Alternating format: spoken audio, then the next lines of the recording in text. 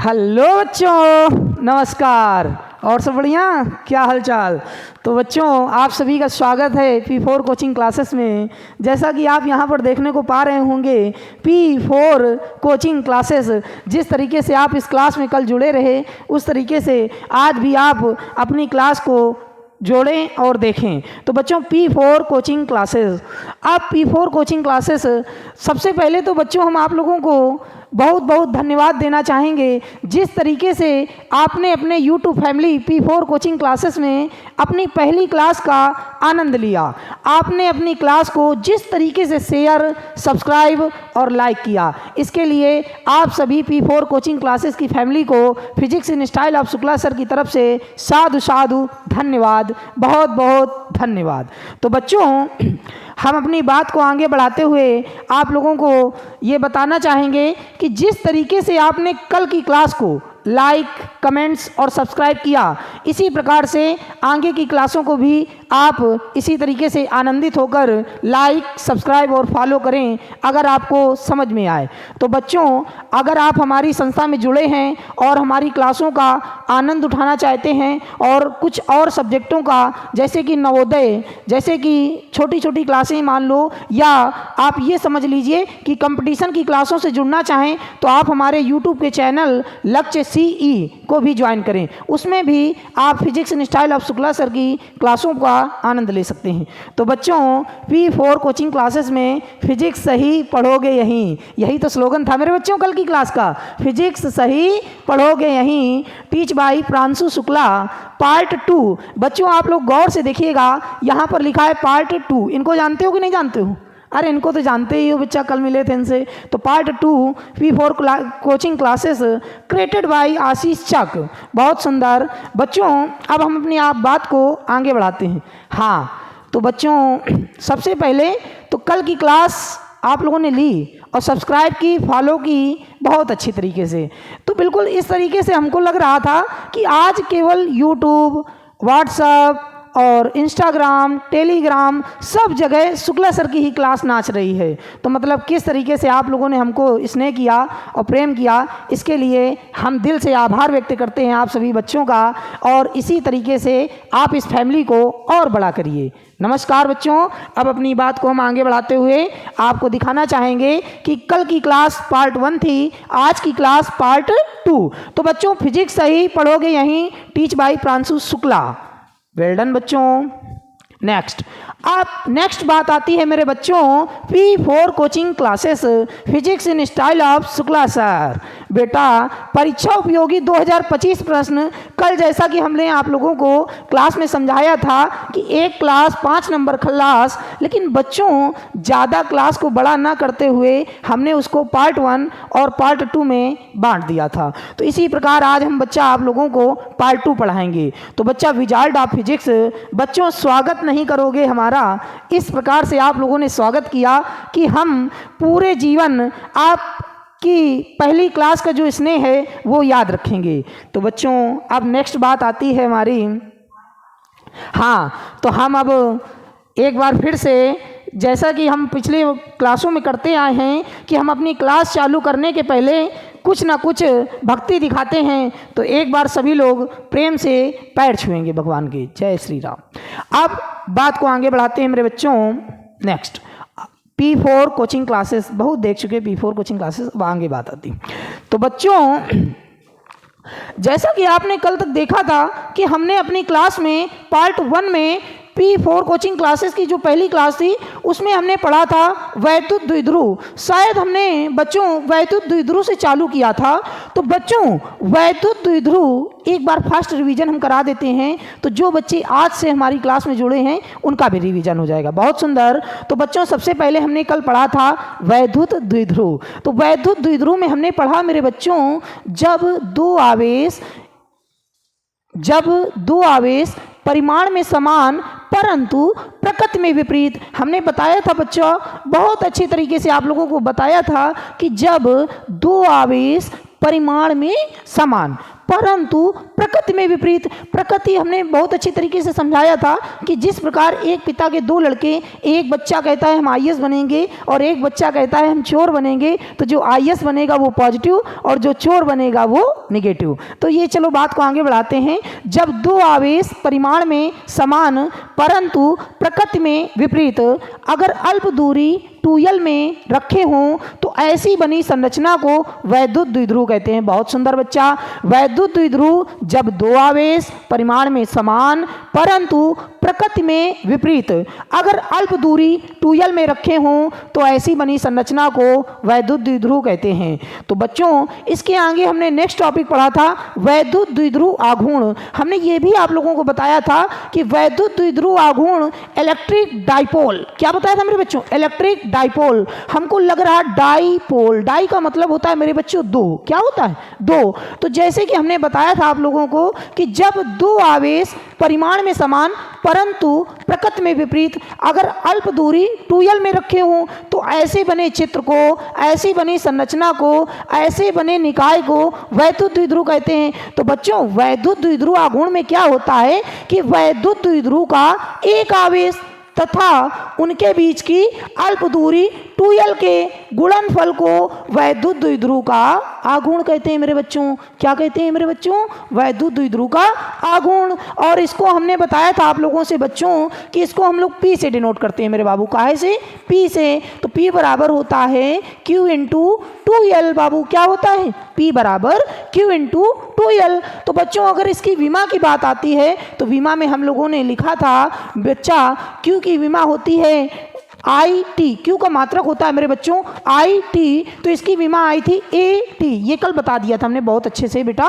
और लंबाई का मात्रक होता है मीटर, तो इसकी विमा होती है L। तो बच्चों इसकी विमा आई थी निकल के LTA। तो मेरे बच्चों इसके बारे में हम जितनी इंपॉर्टेंट बातें हैं वो आपको बिल्कुल फटाफट बताते हैं। तो बच्चों इसकी विमा थी LTA और इसका मात्रक था मेरे भाई, एक मात्रक मेरे बच्चों कूलाम मीटर, दूसरा मात्रक मेरे बच्चों डे बाई। क्या था मेरे बच्चों? Day by. तीसरा मात्रक मेरे बच्चों था, तीसरा मात्रक क्या था मेरे बच्चों? Electron nanometre. क्या था मेरे बच्चों?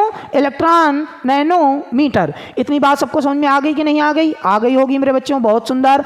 तो अब बात चलते हैं आगे की क्लास की बढ़ाते हैं। तो बच्चों आज का टॉपिक हमारा था वैद्युत द्विध्रुव के कारण वैद्युत क्षेत्र की तीव्रता। मेरे बच्चों कल हमने आप लोगों को बहुत अच्छे से बताया था कि प्लस Q आवेश से वैद्युत क्षेत्र की तीव्रता दूर होती है। अगर प्लस Q आवेश है मेरे बच्चों तो वैद्युत क्षेत्र की तीव्रता क्या होगी? दूर होगी। लेकिन यहीं पर अगर माइनस Q आवेश की बात हो, काहे की बात हो मेरे बच्चों? माइनस Q आवेश की, तो ये वैद्युत क्षेत्र की जो तीव्रता होती है वो एक तरीके से मान लो कि आवेश के पास होती है। यदि अगर पॉजिटिव चार्ज है मेरे बच्चों, समझने का प्रयास करिएगा कि अगर यहाँ पर एक पॉजिटिव चार्ज लें तो जो वैद्युत क्षेत्र की तीव्रता होती है वो दूर होती है। यानी कि प्लस Q आवेश से वैद्युत क्षेत्र की तीव्रता दूर और माइनस Q आवेश की ओर होती है। क्या मेरे बच्चों? वैद्युत क्षेत्र की तीव्रता।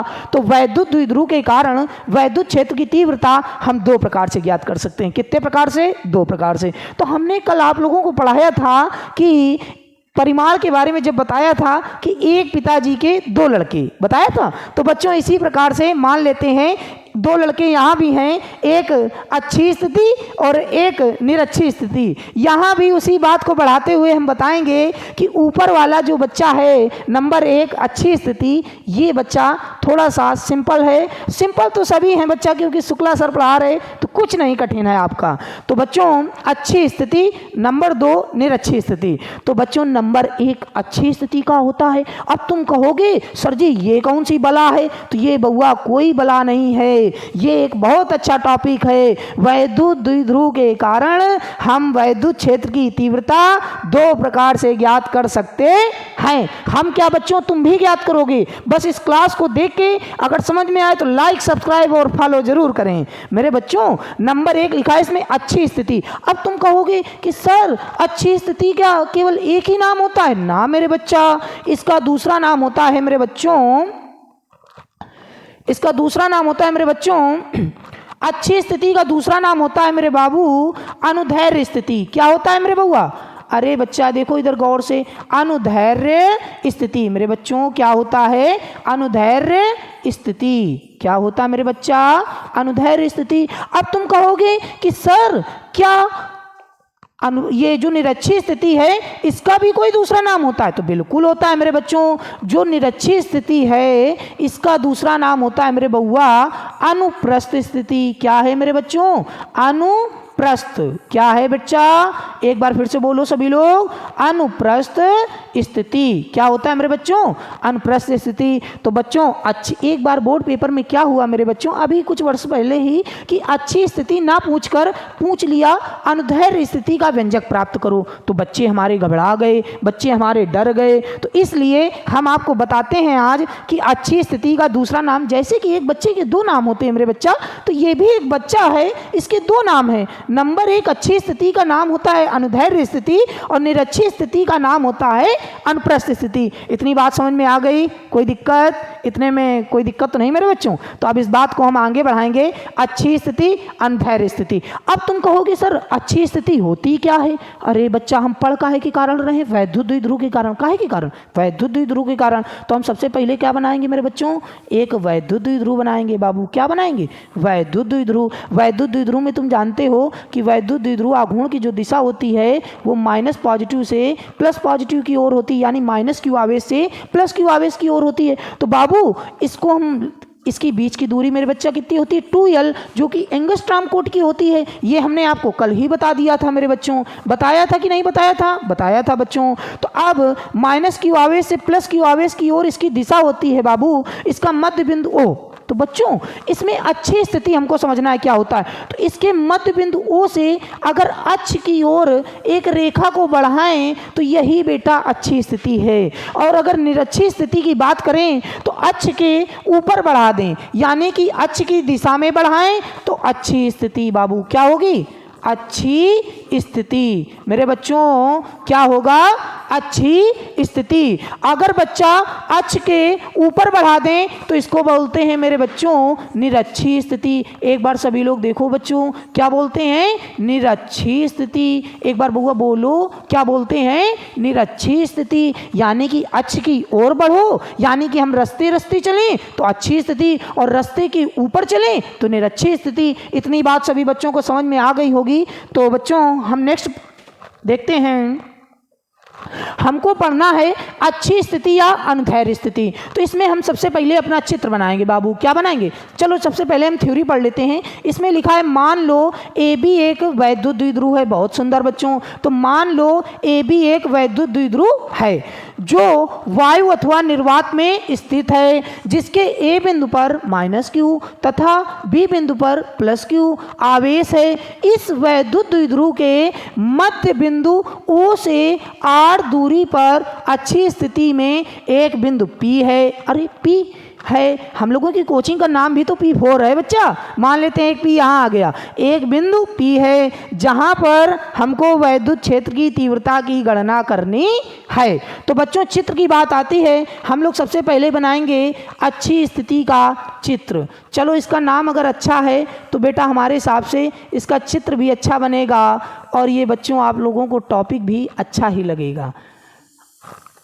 तो बच्चों अब हमारा चित्र बन चुका है। तो आप लोगों को पता है कि वैद्युत द्विध्रुव -Q, फिर यहाँ पर मेरे बच्चों +Q, और इनके बीच की दूरी जो होती है वो बच्चों होती है 2l। कितनी होती है? 2l। तो हमको पढ़ना क्या है मेरे बच्चों? अच्छी स्थिति। क्या पढ़ना है? अच्छी स्थिति। काहे के कारण? वैद्युत द्विध्रुव के कारण। तो बच्चों हमने जैसा आपको बताया था कि वैद्युत द्विध्रुव के मध्य बिंदु O से अगर अच्छी स्थिति में एक रेखा बढ़ाएं, यानी अक्ष की ओर बढ़ाएं, तो वो कहलाती है बेटा अच्छी स्थिति। मान लेते हैं यहाँ पर एक बिंदु P है जहाँ पर हमको क्या ज्ञात करना है मेरे बउआ? क्या ज्ञात करना है? बोलो भाई, तुम लोग बोलते नहीं हो बच्चों। क्या ज्ञात करना है? वैद्युत क्षेत्र की तीव्रता। मान लेते हैं एक बिंदु P है, क्या है P।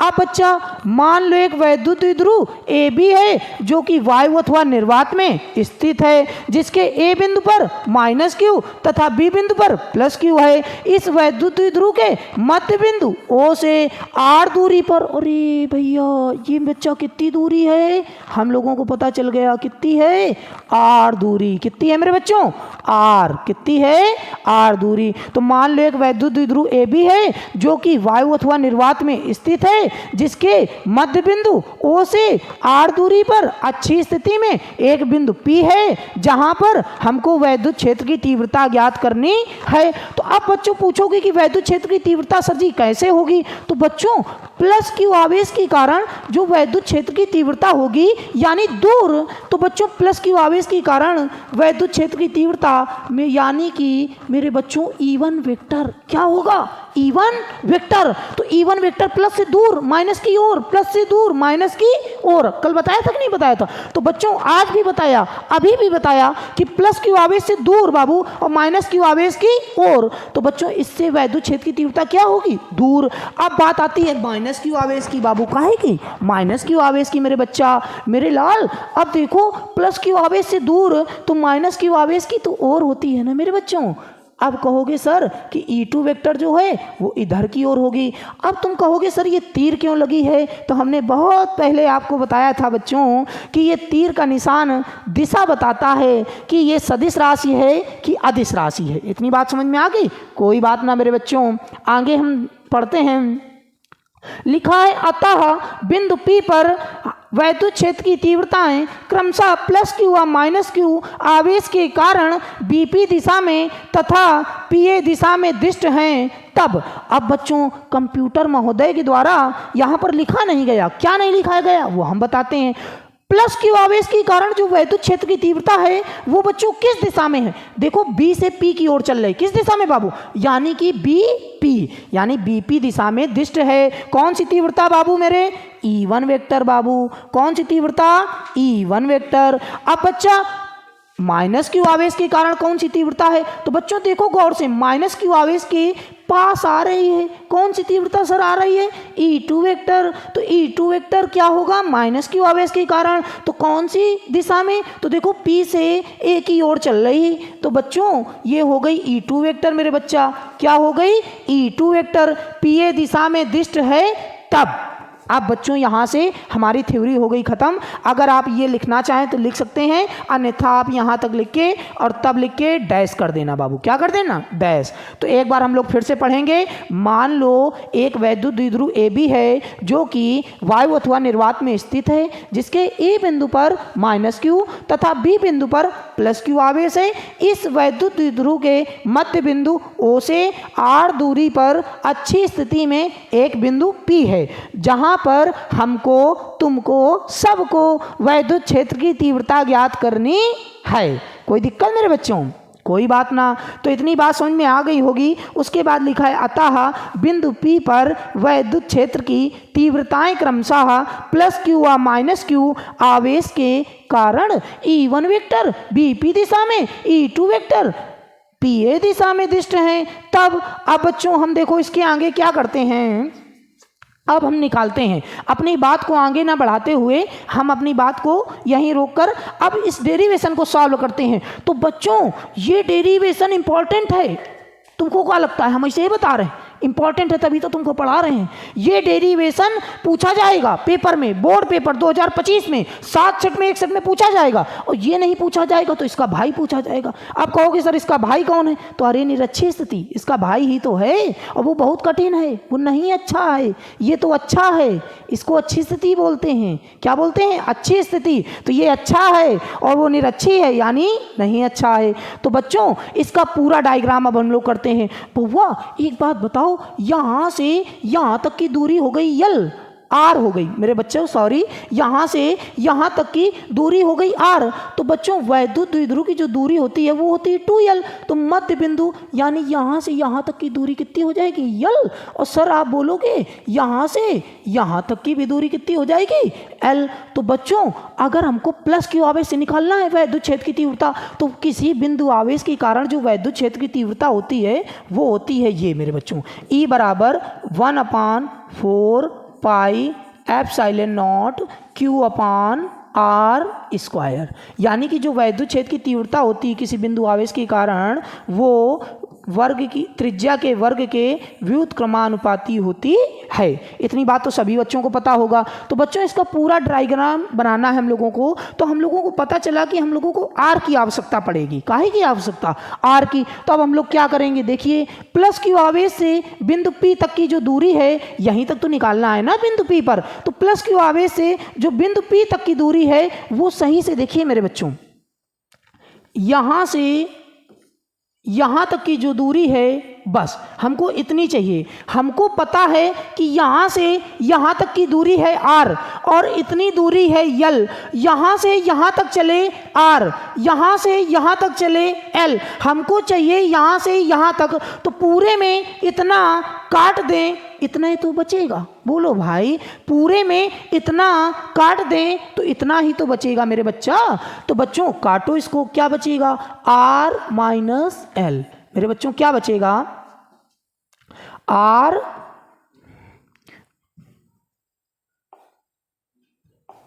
बच्चों क्या बचेगा, आर माइनस एल। तो यहां से यहां तक की दूरी बच्चों कितनी हो गई, आर माइनस एल। अब सर कहोगे एक बार हमको निकालना है माइनस क्यू आवेश से। तो बच्चों माइनस क्यू आवेश से क्या होगा, देखिए भाई यहां से यहां तक की दूरी है आर मेरे बच्चा, यहां से यहां तक की दूरी है आर। तो बच्चों इतनी ही दूरी तो ऐड कर दें तो पूरी दूरी हो जाएगी। बोलिए सर। तो बच्चों हम इतनी दूरी को ऐड कर देते हैं। तो बच्चों अगर ये लाइन जो है इसी को और आगे बढ़ा दें और यहां पर लिख दें आर प्लस एल। क्या लिख दें, आर प्लस एल। तो बच्चों इतनी दूरी है यल। तो बच्चों हम इसी को आगे बढ़ाकर क्या कर देते हैं कि ये पूरी दूरी हो गई आर प्लस एल, और इसी को इस तरीके से आगे बढ़ाते हुए एक नई लाइन खींच देते हैं। बाबू इतनी बात समझ में आ गई कि नहीं आगे। यानी यहाँ से यहाँ तक की जो दूरी थी, अगर यहाँ से यहाँ तक की दूरी लेंगे तो आर प्लस एल आएगी, और यहाँ से यहाँ तक की दूरी लेंगे तो आर आएगी। इतनी बात समझ में आ गई मेरे बच्चों। चलो अब आगे बढ़ते हैं। प्लस क्यू आवेश के कारण वैद्युत क्षेत्र की तीव्रता E1 वेक्टर बाहर की ओर और माइनस क्यू आवेश के कारण E2 वेक्टर अंदर की ओर। तो बच्चों अब हम सॉल्व करेंगे। अतः बिंदु P पर वैद्युत क्षेत्र की तीव्रताएं प्लस क्यू व माइनस क्यू आवेश के कारण E1 वेक्टर BP दिशा में तथा E2 वेक्टर PA दिशा में दिष्ट हैं। तब बच्चों क्या है, प्लस क्यू आवेश के कारण वैद्युत क्षेत्र की तीव्रता। चलो मान लेते हैं हम इससे निकाल लें। तो प्लस क्यू आवेश के कारण वैद्युत क्षेत्र की तीव्रता, चलो निकालते हैं मेरे बच्चों। नेक्स्ट, प्लस क्यू आवेश के कारण वैद्युत क्षेत्र की तीव्रता क्या होती है। अब मेरे बच्चे कहेंगे कि किसी बिंदु आवेश के कारण वैद्युत क्षेत्र की तीव्रता, अभी आपने बताया कि E बराबर 1/4 pi epsilon not Q upon R square. सही बताया, यही बताया, बिल्कुल सही बात है मेरे बच्चों।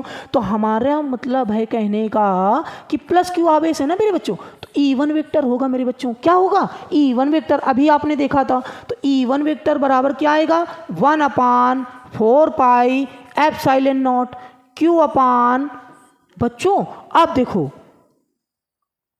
ये देखो बच्चा, प्लस क्यू आवेश से यहां तक की दूरी कितनी थी, आर माइनस एल, यानी कि बी पी। कितनी दूरी थी, बी और पी। तो बच्चों अब हम वही यहां लिखेंगे बात। क्या लिखेंगे मेरे बच्चों, सबसे पहले लिखेंगे बी पी और स्क्वायर, क्योंकि जो ई होता है वो त्रिज्या के वर्ग के व्युत्क्रमानुपाती होता है मेरे बच्चों। क्या होता है, त्रिज्या के वर्ग के व्युत्क्रमानुपाती। चलो बच्चों नीचे लिख देते हैं इसको, नहीं तो आप लोग कहेंगे कि सर दिखता नहीं है। चलो हम नीचे लिख देते हैं मेरे बच्चों, E1 वेक्टर बराबर बाबू अभी क्या लिखा था, 1/4 pi epsilon not Q upon B P square. मेरे बउआ क्या आएगा, बी पी स्क्वायर। इतनी बात समझ में आई कि नहीं आई, कोई दिक्कत मेरे बच्चा, बोलो भाई।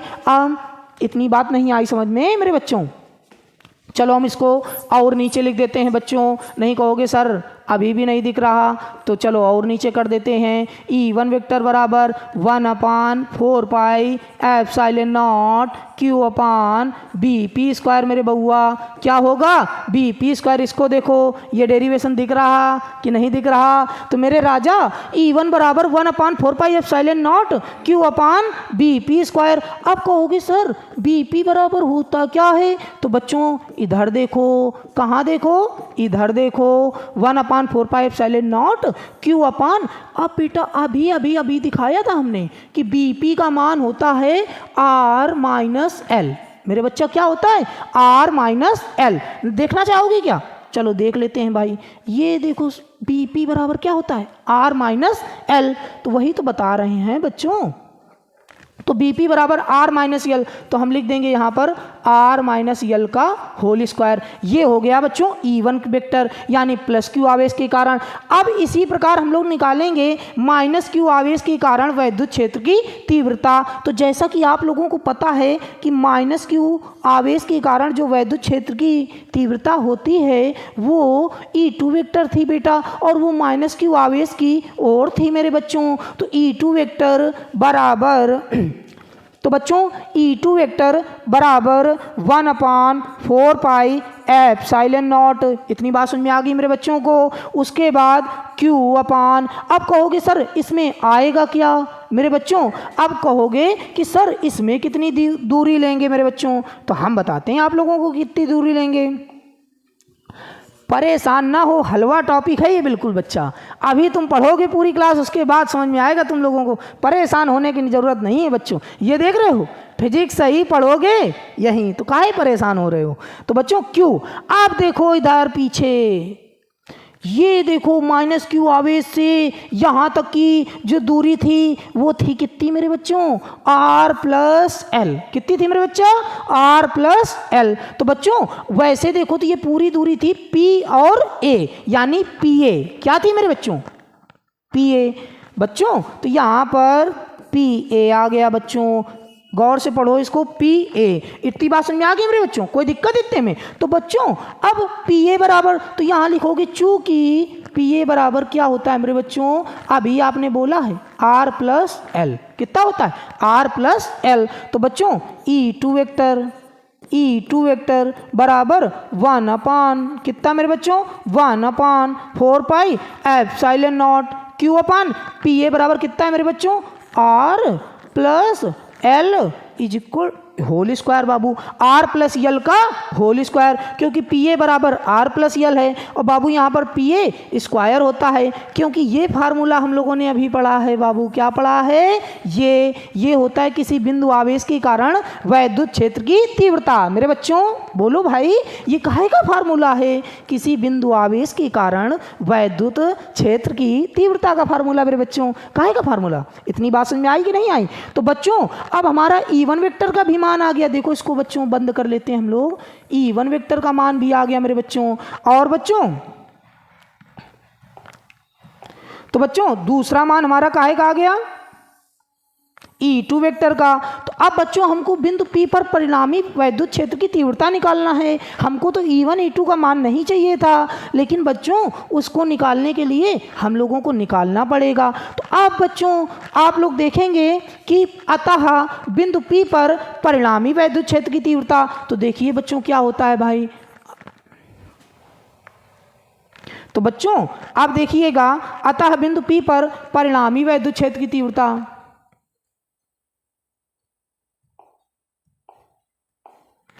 हम लोग लिखेंगे अतः बिंदु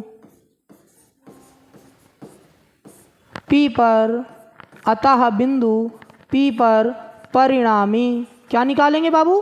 परिणामी वैद्युत, बोलो अतः बिंदु P पर परिणामी वैद्युत क्षेत्र की तीव्रता मेरे बच्चों। क्या? वैद्युत क्षेत्र की तीव्रता। तो बच्चों अतः बिंदु P पर परिणामी वैद्युत क्षेत्र की तीव्रता क्या होती है? तो बच्चों एक बार हम पीछे देखेंगे स्लाइड अपनी। बच्चों ये देखो चित्र, यानी कि E1 वेक्टर इधर, E2 वेक्टर इधर, इन दोनों के बीच में कोण कितना है सर? तो बच्चों इन दोनों के बीच में कोण कितना, देखो इस तरीके से बन रहा, यानी एक रेखा ये 180 बन गया, यानी कि बबुआ 180 बन गया। कितना बन गया? 180। तो बच्चों 180 में तो दुनिया जानती है कि घटता है बाबू, क्या होता है? घटता है। तो बच्चों हम लोग लिखेंगे यहाँ पर E बराबर, क्या लिखेंगे? E वेक्टर बराबर E1 वेक्टर। अब कहोगे सर जी हम ये कैसे जानेंगे कि E1 वेक्टर बड़ा है कि E2 वेक्टर बड़ा है? अरे हम बताएंगे बउआ, इसीलिए तो हम आए हैं बउआ तुम लोगों के पास, और काहे खातिर आए हैं। तो बच्चों E बराबर E1 vector minus E2 vector. तुम यही तो कह रहे हो कि सर हमको ये तो सबको ही बता देता है कि E वेक्टर बराबर E1 vector minus E2 vector. Sir ये नहीं समझ में आ रहा कि E1 वेक्टर क्यों बड़ा है और E2 वेक्टर क्यों छोटा है। अरे तो अभी समझो बच्चा, E1 वेक्टर का जो मान है वो है ये बाबू, कितना है? 1/4 पाई एप्सिलॉन नॉट Q अपान बच्चों R माइनस एल का होल स्क्वायर। और बच्चों जो E2 वेक्टर का मान है हम लोग इधर देखेंगे, E2 वेक्टर बराबर 1/4 pi epsilon not Q upon R plus L का होल स्क्वायर। इतनी बात समझ में आ गई कि नहीं आ गई? कोई दिक्कत मेरे बच्चा? अब समझोगे, तुम कहोगे सर R माइनस यल ये छोटा है, R प्लस यल ये बड़ा है। बस यही गलत कर दोगे। यही तो हम लोगों को समझना है, यही तो सीखना है, तभी तो हम बोल रहे हैं फिजिक्स सही पढ़ोगे यहीं। तो बच्चों देखो क्या होता है, R माइनस यल यानी कि R में यल घटा दोगे, उसके बाद Q पर भाग दोगे। यानी ये देखो बच्चा, जैसे कि लिखा है, ये लिखा है K, क्या लिखा है मेरे बच्चों? K। मान लो K नाम का कोई बच्चा है, चलो हटाओ, हम मान लेते हैं, हाँ हम मान लेते हैं यहाँ पर Y नाम का कोई बच्चा है। क्या बच्चा है? Y नाम का कोई बच्चा है, युवराज मान लो। क्या मान लो? युवराज। अब नीचे हमारा एक बच्चा है, उसका नाम है मोहित। क्या नाम है? मोहित यानी यम। और बच्चा ये बगल में एक बच्चा हमारा कलुआ। मोहित और कलुआ दोनों मिलके युवराज को मारेंगे, यानी कि ये बड़ी वैल्यू हो गई। युवराज के बहुत छोटे छोटे भाग कर देंगे ये मार मार के। और अगर यही बात ये लिखी हो मेरे बच्चों कि यम माइनस के, यानी यम में के, यम तो मारेगा लेकिन के से घट कर, यानी छोटा मान प्राप्त हो जाएगा। अरे हम यहाँ पर वैल्यू मान लेते हैं, यानी कि इसकी वैल्यू 1 मान लो, इसकी वैल्यू मान लो 2, तो 2 1 3, 3 का भाग दोगे y में तो आएगा y बटे 3। अगर यहाँ पर y की वैल्यू मानो 1 और इसकी वैल्यू मानो 2, तो 1 माइनस 2 तो आएगा -1। तो बच्चों छोटी वैल्यू किस में प्राप्त होगी? बोलो सर, इसमें प्राप्त होगी। बड़ी वैल्यू किस में प्राप्त होगी? इसमें प्राप्त होगी। इतनी बात समझ में आई सर कि नहीं आई? आ गई होगी मेरे बच्चों। ये तो बिल्कुल हलवा टॉपिक हो गया मेरे बच्चा, समझ में आया कि नहीं आया? तो बच्चों हमको समझ में आ रहा है कि आप लोगों को समझ में आ गया होगा। इससे मक्खन कोई नहीं बता सकता मेरे बच्चा। तो यहाँ पर हम लोग लिख देंगे, चूँकि E1 vector greater than E2 vector, यानी कि E1 वेक्टर क्या है मेरे बच्चों? बड़ा है। तो बच्चों अब मान रख देते हैं हम लोग, E वेक्टर बराबर E1 वेक्टर का मान रखो बाबू 1/4 pi epsilon not Q upon R minus L का whole square minus 1/4 pi epsilon not Q upon R plus L का होल स्क्वायर। अब सर बोलोगे E1 वेक्टर में E2 वेक्टर हमने घटा दिया, बिल्कुल सही, क्योंकि एंगल बन रहा था 180, बहुत सही। तो बच्चों E1 वेक्टर बड़ा निकाल लिया हमने अभी सिद्ध करके कि क्यों बड़ा होता है, E2 वेक्टर से छोटा है, तो E1 वेक्टर में E2 वेक्टर घटा दिया बच्चों, यानी कि E2 वेक्टर जो है वो छोटा है। किससे छोटा है? E1 वेक्टर से। तो E1 वेक्टर में हम E2 वेक्टर को घटा दिए। तो बच्चों अब एक बात देखो, तुम कहोगे सर जी 2 में 1 घटाना हो तो हम फट से बता देते हैं कि 2 उंगली है, 1 उंगली हटा दो 1 बची। सर इसको कैसे घटाएं? तो बउआ इसको भी घटाएंगे। कैसे हम बताएं? इधर देखो मेरे बच्चा, इस टॉपिक में एक बात समझना मेरे बच्चों। बउआ देखो इसमें कॉमन का है 1/4 पाई एप्सिलॉन। देखो इसमें कॉमन का है, ये देखो इसमें भी है और बउआ इसमें भी है, ये देखो इसमें भी है और बउआ इसमें भी है, दोनों में है कि नहीं? तो इतना कॉमन कर लो। कैसे कॉमन करोगे, देखो इधर लिख के 1/4 पाई एप्सिलॉन नॉट और इनटू में क्यू मेरे बच्चा। इतनी बात समझ में आ गई कि नहीं आ गई, इतने में कोई दिक्कत। अब बच्चों जब इतनी चीजें हमने कॉमन कर ली तो हमारा बचा क्या, तो बच्चों देखो क्या बचा हमारा। बच्चों इसमें बचा 1/, मेरे बच्चों नहीं चलता है वो, नहीं चलता, हमने कल देख लिया। तो बच्चों इतनी बात समझ में आ गई कि नहीं आ गई, इतने में कोई दिक्कत। तो बच्चों इसमें आ गया 1/। अब देखो कॉमन, ये जब इतना कॉमन कर लिया तो इसमें बचेगा 1/,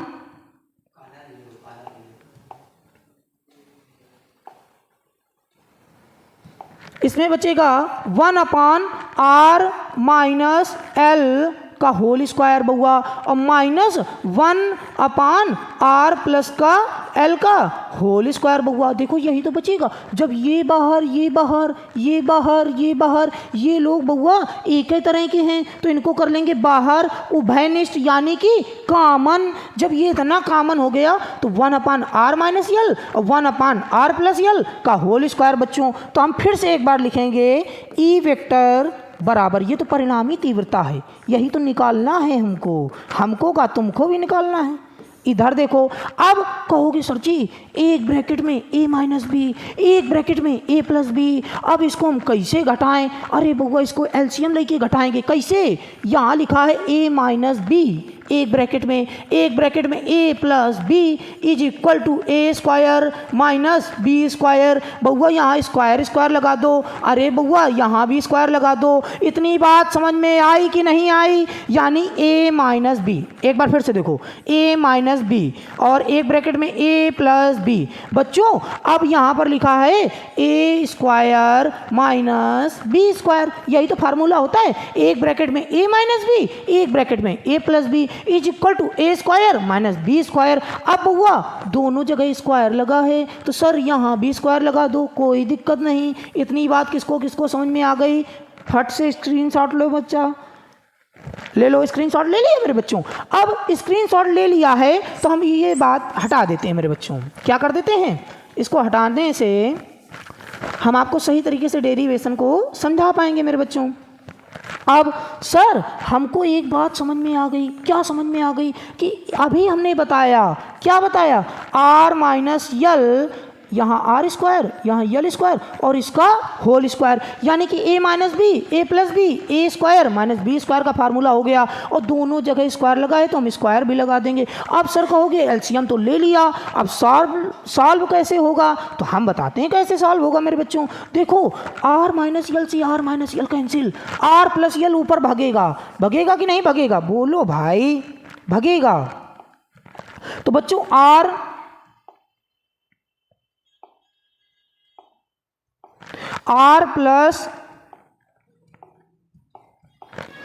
प्लस एल का होल स्क्वायर और बच्चों माइनस r माइनस एल का होल स्क्वायर। देखो r प्लस यल से r प्लस यल कैंसिल हो जाएगा, r माइनस यल ये क्रॉस मल्टीप्लाई में ऊपर जाएगा मेरे बच्चों कि नहीं जाएगा, बोलो भाई इतनी बात समझ में आ गई कि नहीं आ गई। बच्चों एक एक लाइन समझो, एक एक अक्षर, बाद में ऐसा कोई नहीं बताएगा तुमको जैसे हम बता रहे हैं, बाद में ना कहना, आखिरी मौका है यही पढ़ने का। तो बच्चों ई वेक्टर बराबर कितना कॉमन लिया था हमने, ये देखो क्यों हमरा भूल गए बच्चों, 1/4 pi epsilon not multiply Q. मेरे बच्चों अब कहोगे सर इसको सॉल्व कर लिया जाता है, बिल्कुल सॉल्व करेंगे मेरे बच्चों। r प्लस यल का होल स्क्वायर, बउआ a प्लस बी का होल स्क्वायर क्या होता है, अरे a square plus B square plus 2ab। इतनी बात समझ में आई कि नहीं आई मेरे बच्चों। अगर इतना नहीं आता तो तुम्हें कहाँ आता है, चलो कोई बात नहीं, अगर नहीं आता है तो इतनी बात समझ में आ गई ना। तो बच्चों इसको सॉल्व करते हैं, r प्लस यल का होल स्क्वायर खोलेंगे तो बच्चों कितना आएगा, देखो भैया कितना आएगा, हम बताते हैं कितना आएगा। क्या आएगा, देखो r square plus l square plus 2rl इतनी बात समझ में आ गई कि नहीं आ गई? बोलो बच्चा, इतने में कोई दिक्कत? R square plus L square plus 2RL। अब बच्चों इतनी बात जब हो गई तो इसको लगा दो ब्रैकेट। क्या लगा दो? ब्रैकेट। अब कहोगे सर कि बगल वाला भी सॉल्व करना है, तो बगल वाला सॉल्व हम कराते हैं बाबू। माइनस लगा है, माइनस लगा दो, ब्रैकेट लगा है, ब्रैकेट लगा दो, आर माइनस यल का होल स्क्वायर, तो ए माइनस बी। अब बच्चों ए माइनस बी का होल स्क्वायर क्या होता है? तो सुनो बच्चों, बोलो A square plus B square minus 2AB। Formula क्या होता है? A square plus B square minus 2AB। यही तो होता है मेरे बच्चों। तो हटा देते हैं अब इसको बाबू। अब देखिए यहाँ क्या आ जाएगा मेरे बच्चों? R square plus L square और माइनस 2RL। इतनी बात समझ में आ गई कि नहीं आ गई? अब बच्चों यहाँ पर नीचे वही आ जाएगा, क्या? R square minus L square का होल स्क्वायर। इतनी बातें समझ में आई मेरे बच्चों की नहीं आई? समझ में आ गई? हमें पता है कि आ गई होंगी, हमारे बच्चे बहुत होशियार हैं। बच्चों अगर समझ में आ रहा हो तो याद रखना, बिना लाइक और सब्सक्राइब किए चैनल से नहीं जाना। और अगर समझ में ना आए तो कोई बात ना मेरे बच्चों, तो अब इसके आगे पढ़ाया जाए। इतनी बातें समझ में आ गई कि नहीं आ गई मेरे बच्चों? आ गई होंगी। तो अब बच्चों नेक्स्ट बात आती है। अब नेक्स्ट बात में हमने कहाँ तक पढ़ लिया? इसको तो देखो मेरे बच्चों, यहाँ तक पढ़ लिया है। कहाँ तक पढ़ लिया है? यहाँ तक। अब हमको करना क्या है? देखो R square plus L square plus 2RL, ये माइनस वाला जब ब्रैकेट से खुलेगा तो बच्चों ये माइनस का हो जाएगा, ये भी माइनस का हो जाएगा, और सर ये हो जाएगा प्लस का। काहे का हो जाएगा? प्लस का। तो देखो यहाँ पर बउआ कैसे?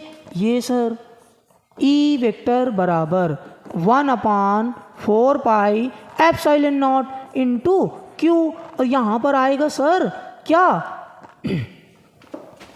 देखो इधर ये बच्चों R square plus L square plus 2RL, तो बच्चों यहीं पर आएगा क्या? सर देखो R square plus L square plus 2RL minus R square minus L square, और बच्चों प्लस का 2RL। अभी हमने बताया कि जब माइनस खुलेगा तो उसको क्या कर देगा बेटा? पॉजिटिव कर देगा निगेटिव वाले को, और पॉजिटिव वाले को क्या कर देगा? निगेटिव कर देगा मेरे बच्चा। क्या कर देगा? इतनी बात समझ में आ गई कि नहीं आ गई? इतने में कोई दिक्कत मेरे बच्चों? तो आप बच्चों समझिएगा। तो बच्चा अब देखो R square minus L square का होल स्क्वायर। अब हमको एक बात समझ में आ रही। क्या समझ में आ रही सर? देखो समझ में ये आ रहा सर कि आर स्क्वायर से आर स्क्वायर कैंसिल, हाथ में है पेंसिल, एल स्क्वायर से एल स्क्वायर कैंसिल। इतनी बात समझ में आई कि नहीं आई मेरे बच्चों? तो अब नेक्स्ट लाइन में हम लोग लिखेंगे सर ई वेक्टर बराबर 1/4 pi epsilon nought into Q, और ये बच्चों आएगा यहाँ पर 4RL upon R square minus L square का होल स्क्वायर। इतनी बात समझ में आ गई होगी मेरे बच्चों को। तो अब हम लोग बच्चों देखेंगे कि यहाँ पर 4RL, इतनी बात समझ में आ गई कि नहीं आ गई मेरे बच्चों को? आ गई होगी बच्चों। अब हमको इतना समझ में आ रहा है कि ये आर स्क्वायर और माइनस यल स्क्वायर हम लोगों ने शायद कभी ना कभी पढ़ा था पिछली क्लास में। क्या? कि जब दो आवेश परिमाण में समान परंतु प्रकृति में विपरीत, अगर अल्प दूरी 2L में रखे, अल्प दूरी, अल्प दूरी यानी बहुत कम दूरी, इसी वजह से तो हम लोग बोलते हैं, क्या बोलते हैं मेरे बच्चों? कि आर का मान जो है, जो आर का मान है मेरे बच्चों, वो यल के मान से क्या है? बहुत बड़ा। जो आर है वो बहुत बड़ा है, किससे? एल से। तो जो आर स्क्वायर होगा वो तो और ज़्यादा बड़ा हुई। कैसे बड़ा हुई बुआ? एल स्क्वायर से। किससे?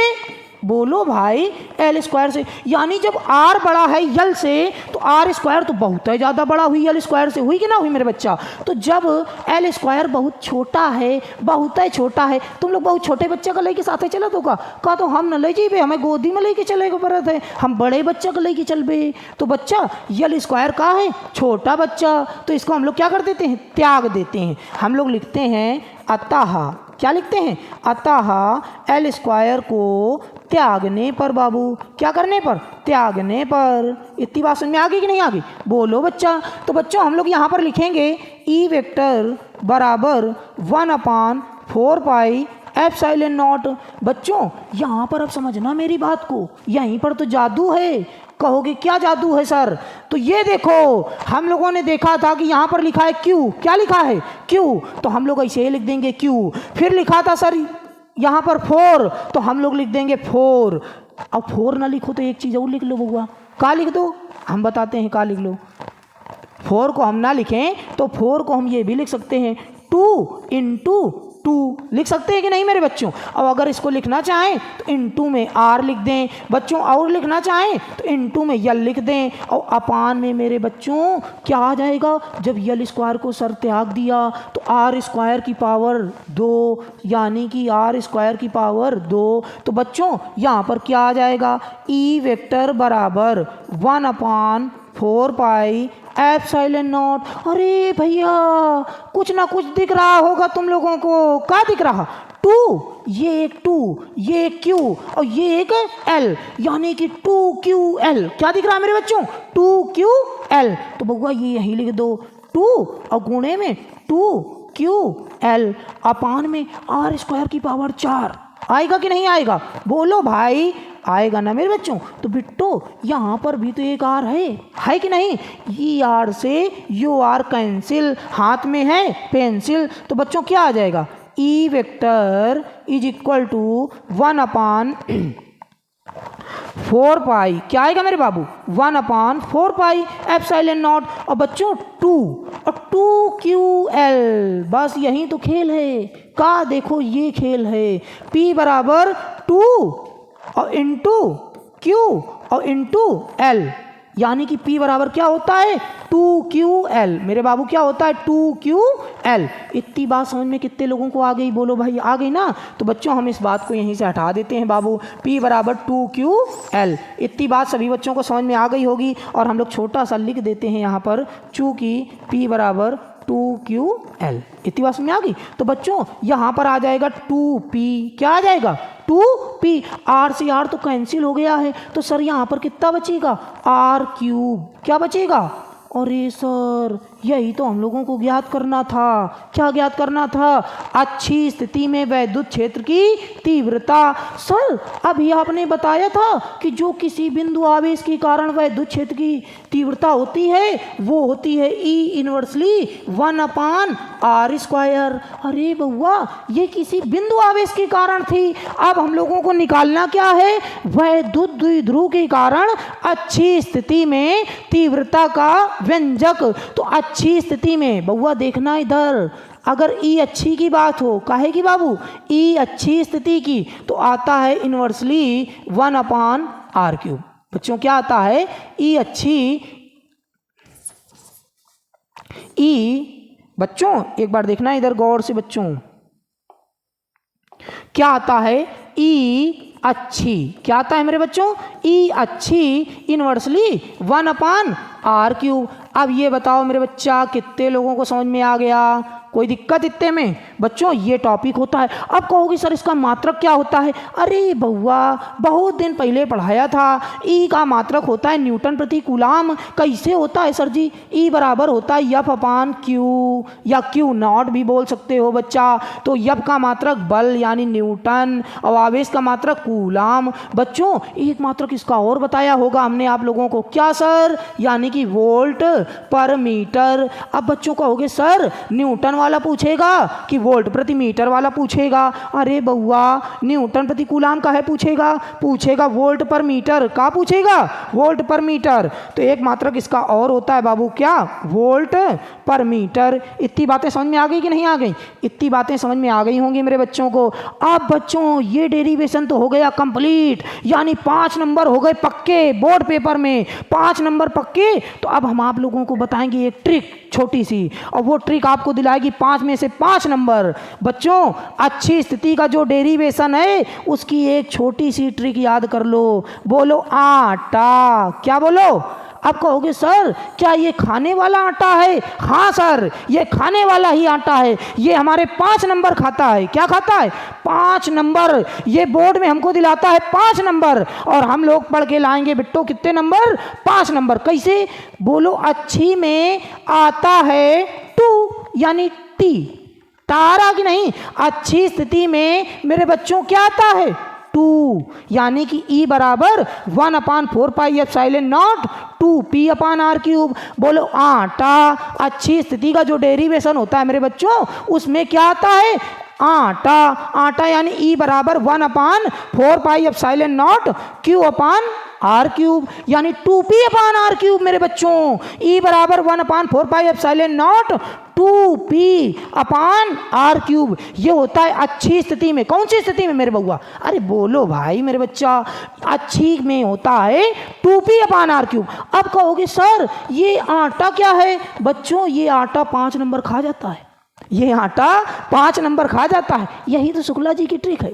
ये किसकी ट्रिक है? बोलो भाई, ये ट्रिक है शुक्ला जी की बाबू। किसकी है? बोलो भाई, ये ट्रिक किसकी है बाबू? शुक्ला जी की। किसकी है? अरे भाई तुम लोगों को कुछ नहीं पता है। ऐसा ना है, मेरे बच्चों को सब पता है भैया। तो बच्चों ये ट्रिक किसकी है? शुक्ला जी की। किसकी? तो बच्चों हमको लगता है कि आप लोगों को ये क्लास बिल्कुल समझ में आई होगी। बिल्कुल भन्न तरीके से अब तुम लोग दौड़ रहे हो। ये आटा यानी अच्छी में आएगा 2, निरच्छी यानी नाटा, जो आपको अगली क्लास में पढ़ाया जाएगा। तो थोड़ा एनर्जाइज्ड होकर जाइए और बच्चों इस डेरिवेशन को समाप्त कर दीजिए। तो बच्चों आटा आज पढ़ लिया, अब हम लोग कल क्या पढ़ेंगे? नाटा। तो बच्चों नाटा की बारी होगी कल, यानी निरच्छी स्थिति कल होगा समाप्त। तो बच्चों अब इसी के साथ हम अपनी क्लास को यहाँ से समाप्त करते हैं और आप लोगों से कहते हैं अगर आपको समझ में आया हो तो हमारे इस चैनल को सब्सक्राइब करें, फॉलो करें और बेल आइकन की बेल जरूर दबाएं। कल मिलते हैं इसी वक्त इसी समय यानी 9 बजे। बच्चों नमस्कार। P4 कोचिंग क्लासेस में आप सभी का स्वागत है।